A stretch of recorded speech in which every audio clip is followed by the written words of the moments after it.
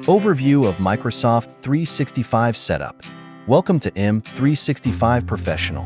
When you're ready to move your business to the Microsoft Cloud, you'll go through a number of steps to set everything up. The first step is to sign up for a subscription.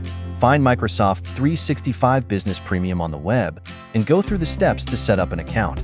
Then you'll want to add a domain name so that your business name appears in your email and sign-in address. Domain names can be added from any domain registrar like GoDaddy or WordPress. Add your employees as users to the service and design licenses to them so they can start using apps and services. Then you'll enable threat protection and data loss protection in Office apps like Outlook and Word. These features help protect you and your employees from clicking links or opening files that have malicious content in them, and help prevent accidental sharing of sensitive data like social security numbers outside the company. Another important area is the security and management of your computers and phones.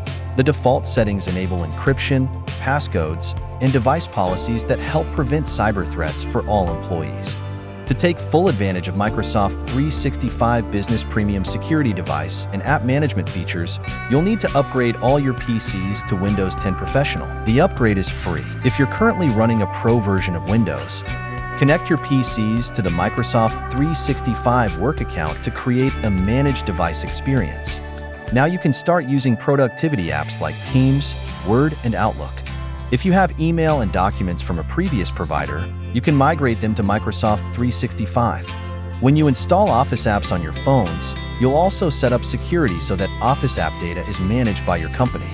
Now, your business is running in the cloud with Microsoft 365 Business Premium. Thanks for watching. Don't forget to subscribe.